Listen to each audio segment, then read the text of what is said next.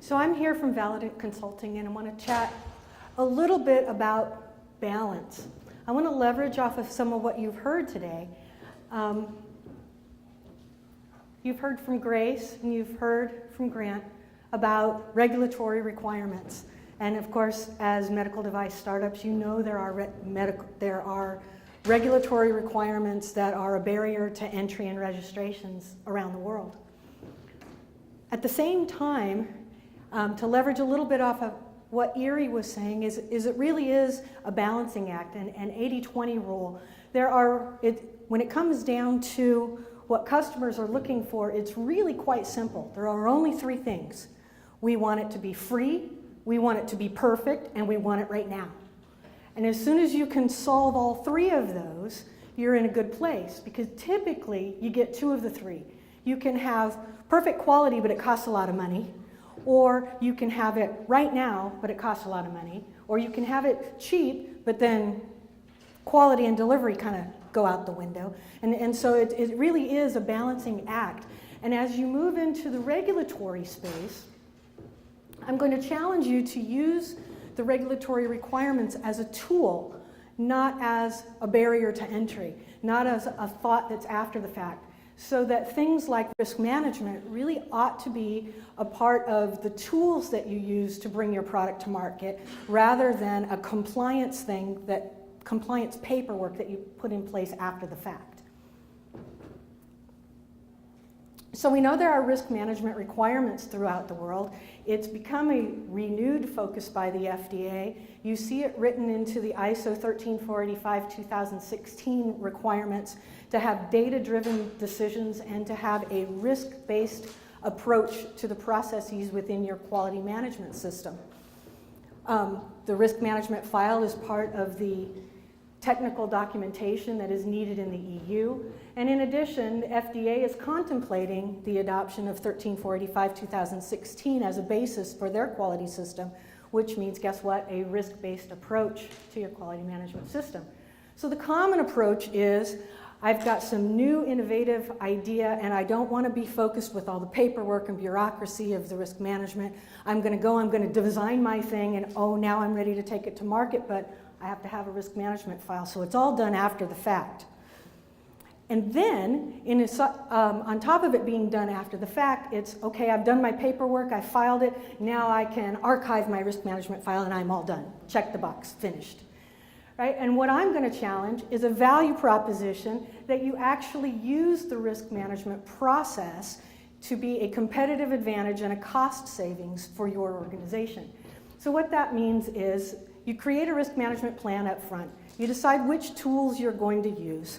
And the risk management standard is ISO 14971. And right now it's at the 2012 version. But I can tell you that it's in the process of being revised. And in fact, the latest draft just went out for National Committee review at the end of July. And so changes are coming. But at the moment, it's the 2012 version. And Annex F talks a little bit about a risk management plan, and Annex G talks about the many different types of tools that you can use. Although two that I see used most commonly are a clinical hazards list, which is developed in conjunction with your medical director or a medical staff, that actually says, given these types of hazards, whether they be energy hazards or biohazards or any number of, what is the effect to the patient when exposed to these kinds of hazards? So you've got a hazard that leads to a hazardous situation that leads to some form of harm to a patient. And that then is developed with your medical staff. In alignment with that is also a failure modes and effects analysis. This is typically done by your engineering team in conjunction with those who are closest to your users, your patients. So an application FMEA, or a use failure modes and effects analysis, really looks at what are the various ways that this product can be used or misused, whether that happens to be intentionally or unintentionally. Because people are pretty creative. There are lots of ways that you can use a product for which it was never really intended. And that then, by use of the application FMEA, it can drive you to what type of labeling you need. It will tell you what are your contraindications. It'll tell you, gee, here's my highest risks if the product is misused in some way. So looking at your usability, what are the hazards? What warning labels do I need to have in my instructions for use? So rather than going through and creating your product and creating your labeling and then trying to have your FMEA or your risk documents match your labeling after the fact, let your risk documents drive what your labeling might be. Likewise, when you're looking at a design failure modes and effects analysis, if you look closely at it, it's going to tell you what are the critical areas of this design. Are there connectors or adhesives for which if they fail, my product fails? Are there certain dimensions or tolerances that are really critical to the process? Well, that will then drive into your inspection and testing and process. If you look at your AFMEA, it will also help you determine what do I need to do in terms of verification and validation. So rather than designing your whole product and after the fact creating your risk management can point to what key areas are high risk. What do I need to look at from a design validation or verification perspective? And more importantly, in your process failure modes and effects analysis, one of the things I see very commonly with most companies that you do 100% inspection all the time. Is there really a need to do that? I would argue no. There are certain things that if you've actually documented it in your risk assessment, you can say, if this fails, there's really no risk of harm to the patient. Really doesn't matter. At this case, it could go straight dock to stock. Save yourself some money, right? On the other hand, you might have some very critical components that you know must be done right every time.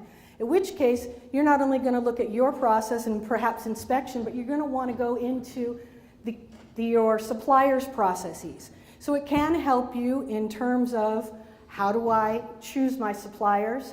How much do I have to have control over my suppliers? It will help you with the monitoring of your suppliers.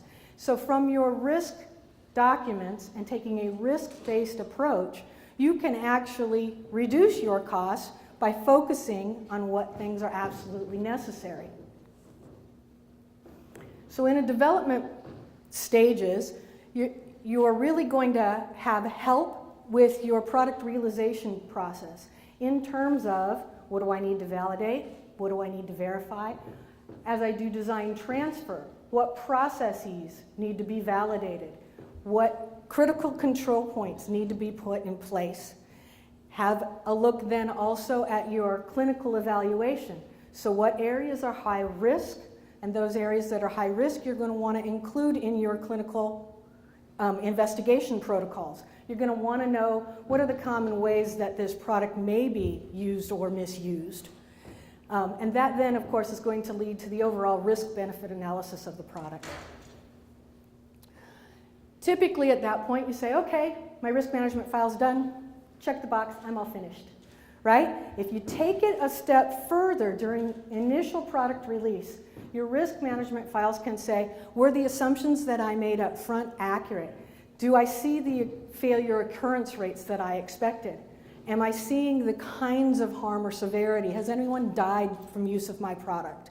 Or are the severity levels much lower? Have I taken such a conservative approach that the severity associated with failure of my product is much lower than expected? So you can actually adjust some of that. Are there any unexpected hazards? Are there any failure modes that I didn't predict? Those are the kinds of things you're going to want to look at after you have your initial product release. And then you want to link that back to your complaint management process. So if you've got a well-documented failure modes and effects analysis, you know really what could possibly lead to the root cause of failures. That's definitely going to help you in your complaint investigation process. You've got it pre-documented of this is what's expected.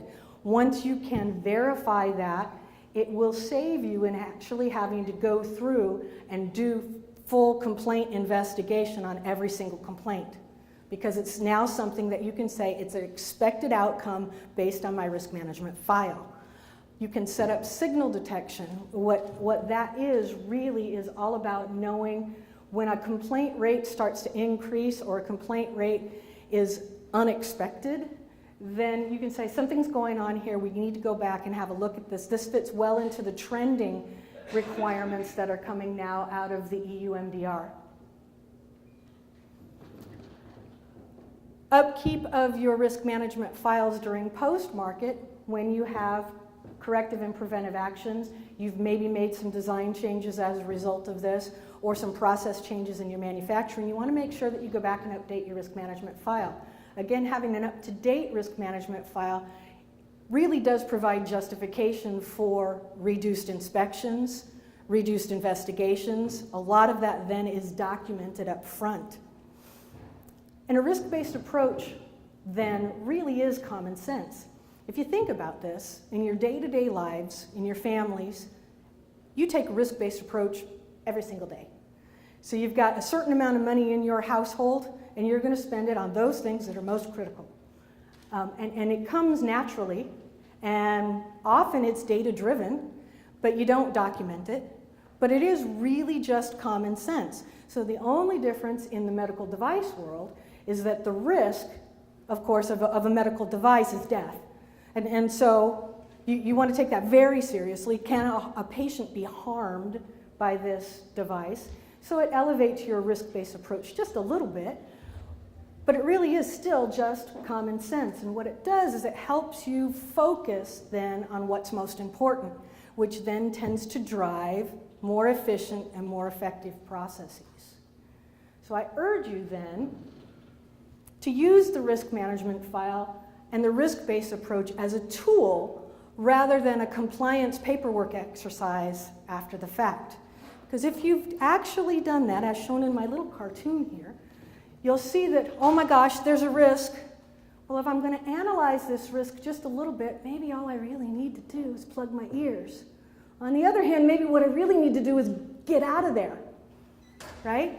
So you'll only know that through risk analysis and a risk-based approach. Oops, I went the wrong way. And to that, this is an eye chart, I get that.